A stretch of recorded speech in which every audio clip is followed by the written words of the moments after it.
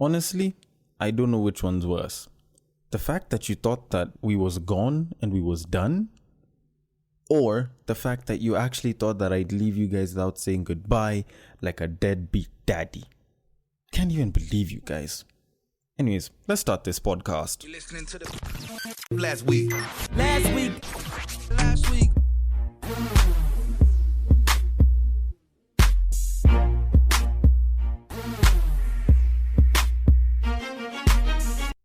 Welcome to Break Time on Westside, your number one break time podcast show, coming to you from Nairobi, Kenya. The man on the mic is Sir Denver B, and goodness, it has been a minute. Like hell, I've genuinely missed being in front of this mic that when I came to look at it, it kind of had a bit of dust on it. The good thing is we're back because it's season 2, baby. That means we're back with the best of news. We're back with the best of stories. We're back with me probably going a little further within myself and giving you guys a bit of personal ish. But as much as I get that, sometimes we have our moments where we feel like we're overwhelmed. I'd honestly just say that us at Break Time on Westside just felt like we needed a bit of a break time. No pun intended. Anyways, we are back. A couple of changes here and there, especially the intros. You will notice the intros are pretty different all shows around. I think the most recognizable one is last week was Fire, because honestly, I didn't see why we needed to change it that much, or probably I was just lazy. Anyways, that aside, we need to get into the news. This time, I think I'm just gonna go all free flow. I'm not gonna give a shit about time. I'm just gonna go all in and I will expound on different matters. And we shall start from the beginning, aka Genesis, because according to a bunch of scientists, they have found that the Garden of Eden was actually located in Africa, to be more specific, around Botswana. Now, I'm not gonna sound like a douche, but if you're white or if you're Arab and you thought that, the Garden of Eden was somewhere around, the Middle East, go suck a dick. Sorry, I think that was a little too loud, but you know what I'm trying to say. Y'all been talking about how, life didn't start in Africa. Like us Africans have always said, life begins in Africa. Like most of y'all have never believed that shit. Even some of the people that wrote the Bible didn't believe that shit, which is why they would talk about different bits of the Middle East being where, the Garden of Eden was. But according to these scientists who did DNA analysis on, quote unquote, the cradle of mankind, of the ancient ancestors, they tracked it all the way to Botswana, which is in the middle of the southern side of Africa. Now, the place doesn't look at all like a garden, let's be quite honest. It's more savanna than garden, to be honest. But these guys they tested DNA from different people. They checked out quite a bunch of mitochondrial DNA, or mtDNA, as some of y'all would like to say, from participants in Namibia and South Africa and also in Botswana. And mitochondrial DNA is passed almost exclusively from mother to child through the egg cell. So that's like the main determining factor. It's like Android changing over the years, or iOS. Like it'll always have like changes here and there. Stuff will be different, but at its main core, there's stuff that Android does, like never really working well with Snapchat or Instagram. I don't know why iPhone just works better with it. And Androids also have this thing where they make everyone who owns an Android but doesn't have an Apple product feel like they're broke. I don't know why. Some people from this part of the planet are busy thinking that, if you don't have an iPhone, you broke. But anyways, that is not the piece of it. Like, my interesting bit of knowledge that I gained from this is the fact that life begins in Africa. Christianity, Islam. At least I think Islam has that bit of like the creation story aligned with Christianity. It does kind of prove that, a lot of life did start in Africa. Because people have always asked, if life started with a bunch of white people or a bunch of Arabs, because, for some reason, it's like the proper Africans, the Middle Easterners, they act like they're the shit. They act like the beginning of everything, life started with us and all. But when you kind of look at it, you start to ask yourself, how the hell did black people come in? And of course, there's racist jokes all around, a bunch of white people fell in mud. and shit like that, and they didn't wash themselves.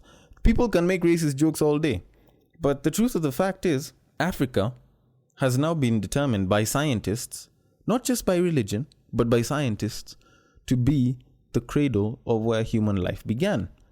And that was about 200,000 years ago, according to the study as well. Now, I don't mean to break this down too much, but if you're white, you're pretty much like an albino of us, but evolved, right?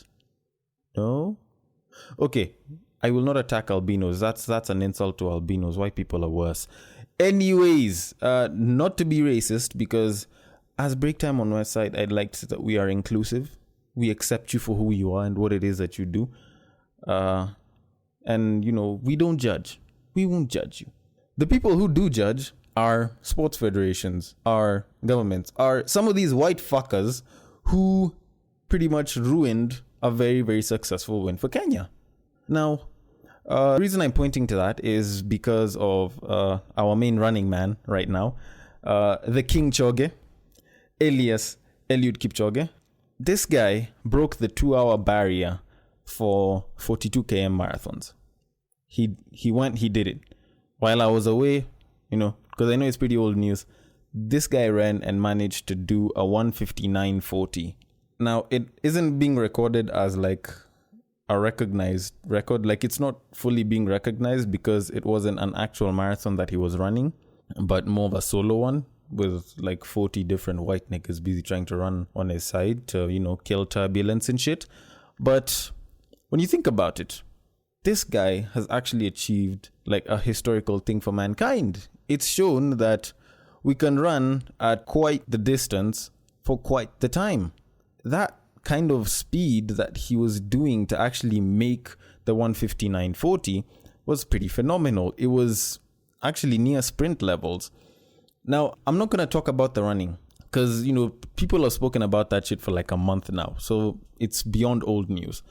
The thing that's my issue is that people are questioning his record based on the fact that Nike supplied him with this new pair of sneakers that they have, this new pair of running shoes that they have, which they also supplied to another Kenyan, a female Kenyan who won a marathon the following day and also hit a pretty good record. Now, it all started with some funny, I don't know if it was CNBC or CNN journalist who said, we can question the win based on the shoes that he was wearing, blah, blah, blah. Like, nigga, fuck your shit. First of all, Kenyans, we just run shit. Like, we can run. That's the one thing that Kenya is really, really known for. In any form of sports, we've excelled in some, we've failed in others. Like, I won't lie, we've done quite well in rugby. We've done quite poorly in football. We used to be pretty good with javelin. Up until we stopped hearing from Julius Yego, but I wouldn't blame the guy if he changed countries. Kenyan government hasn't been very good with sports. But what we are always known for is running. Like, we always get the gold medals on marathons. So if someone comes and says, it was kind of like we cheated because we got a shoe that gave us an advantage, I'd probably offer them the middle finger and tell them to go fuck themselves. Because, to be quite frank, that is utter bullshit. Fine, yes, they were saying, the foam padding was thick, blah, blah, blah. They have a carbon fiber, blah, blah, blah.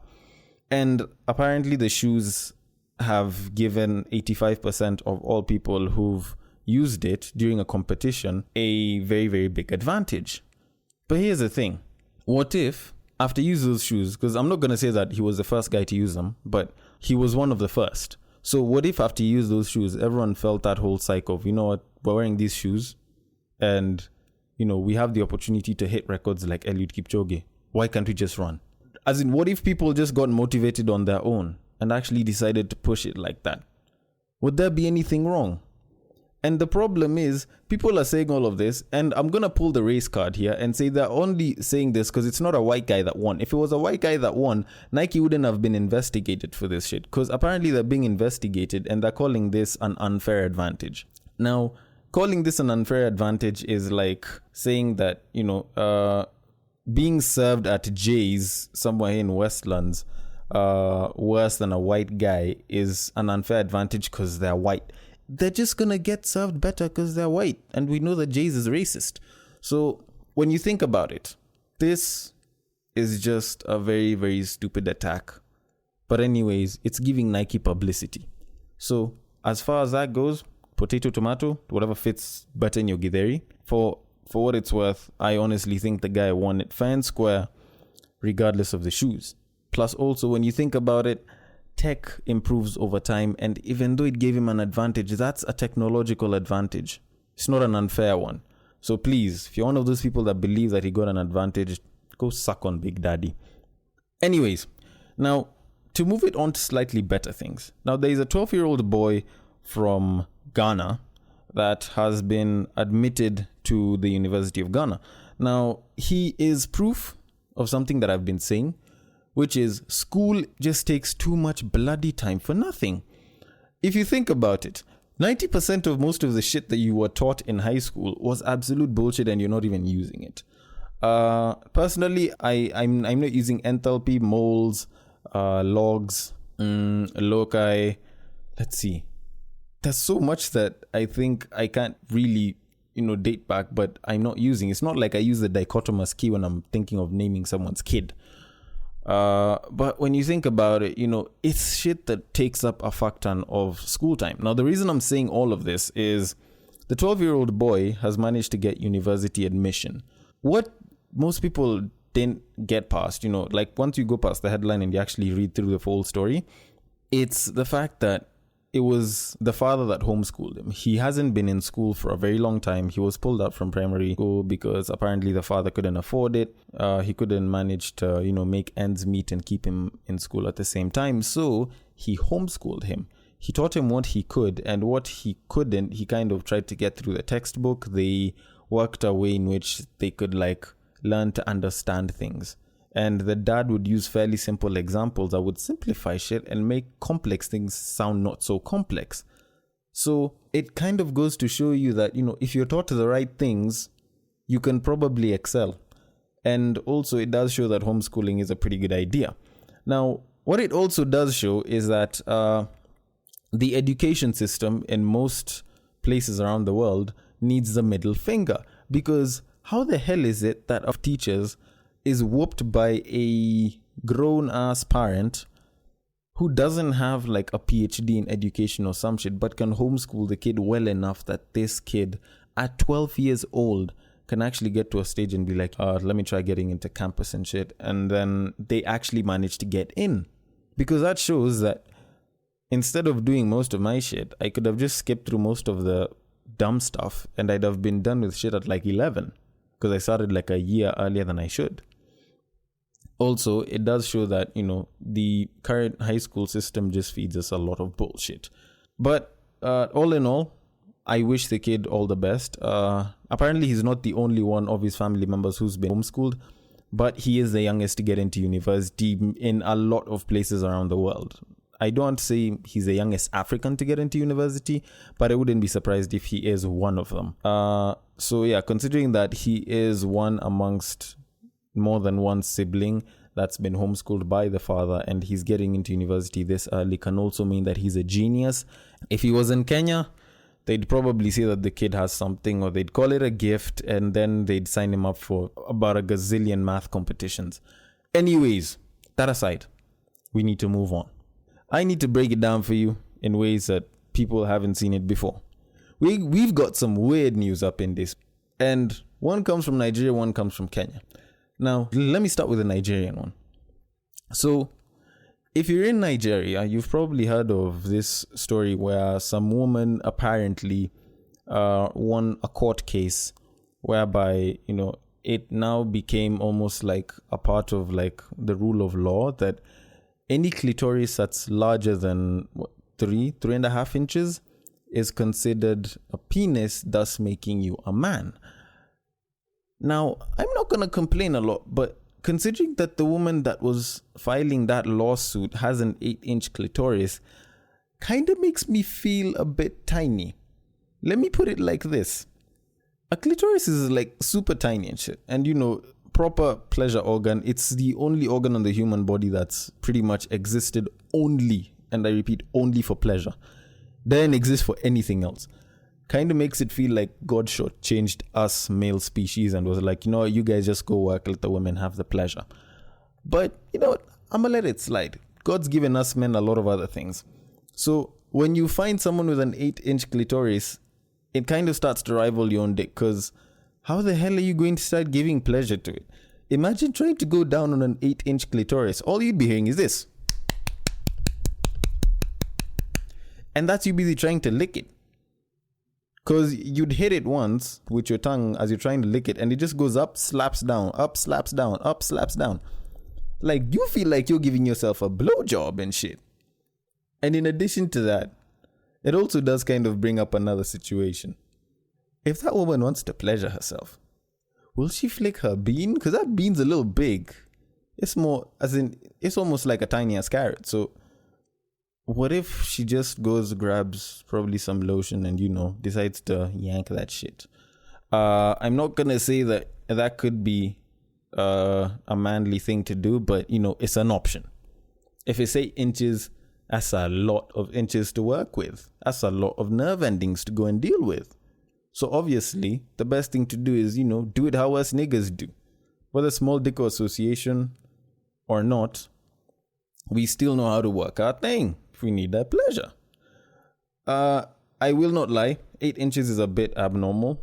And apparently, according to that same story, apparently there's a few hundred women in Nigeria that have that. But I'm one person that believes if you have an 8-inch clitoris, I'm sure constructive surgery can help. But I'm not going to fault the woman or the court case. I believe that, the person that I should feel sorry for is the man who was once married to this woman, because he always compared the clitoris to his dick. Yeah, it's a guy thing. Anyways, on to final story of today. Now, fortunately or unfortunately, I think I told all of you, fuck timing. I'm just going to upload this shit. And I'm going to let it run for as long as it needs to, because I figured for this first episode, we need to take things and stretch them out a little bit. Especially considering that I gave you guys some updates. You all need some, some good love from me as well. So I figured, let me add one more story to the stockpile, even though we're about, almost 20 minutes in, if not already. So there is a man that banged a pig in September in Kenya, somewhere in the central province of Kenya. Now, much as that doesn't seem too weird for a lot of people, we've all seen worse, at least some of us. So the guy was arraigned in court recently, and his story was very interesting. He pled not guilty, and he said, and I quote, the pig was seducing him. Yeah.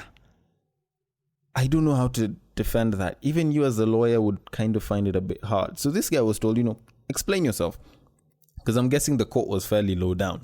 So the guy was like, all right, so the first time I went to the worker's place, I was trying to sell something. And, I saw the pig. The pig looked very good. I winked at it. And as it was busy just staring at me, it winked back. I'm like, I think that's blinking. But okay. So the guy continues with the story. He's like, so I left, some other time. I passed by there again, not too long after. And I saw the pig and it winked at me again. Okay. So as I'm busy reading this story, as I'm busy reading through most of the shit, it just gets to a point where the guy is like, so one day I was just horny as shit. So I see the pig and the pig just looking at me and it winks again. And I'm like, nah, I ain't gonna let this ass leave. So he goes on and he starts fucking us. So anyways, the owner of the land property where the pig is was called by someone who was working there and was told, yo, your pig is being fucked. So yeah, you need to come handle this. She went, she found the guy, had the guy arrested, blah, blah, blah, yada, yada, yada. I don't know how to deal with such information. Wow. If your pig seduced you, I think, you might have taken a couple of cues from Lil Wayne's songs and calling cops pigs. Miss Officer, anyone? Too much? No? Okay. Anyways, so that aside though, This guy smashing a pig and actually blaming the pig is probably a good reason why a lot of women, say that, we always like to throw the blame to something else. I'm not gonna say that, what he did was good or bad. Actually, I'm not even gonna sugarcoat that. That shit was just bad. Just don't do that ever. If you are going to fuck a pig, at least do it in private so that no one finds you in that situation, so that you don't have to say that, the loins was calling me. As in, I'm all about them thickness, and that pig had all the thickness, so, I just had to go in, you know what I'm saying? If I... yeah, you know what? I think I'm just going to insert a Lil Wayne line on that here somewhere. Bringing home the bacon, I'm fucking Miss Piggy. Yeah, so I figured I might as well just end it off with that. Something a little weird, but something that should probably occupy the rest of your thought process for today. Anyways, it's about time that we kill this. Because you all need to get back to work. I don't know if I've extended someone's, process of, I need to take a break so that I can just get back to work. So anyways, we will be back on Wednesday with Battle of the Sexes. I have a mad story for you guys on Friday. So you guys make sure to stay tuned for those two. Always remember to put that process in that progress or be the prevention. It has been me, Sir Denver B, on Last Week Was Fire. Courtesy of Break Time on Westside. I will see you guys later.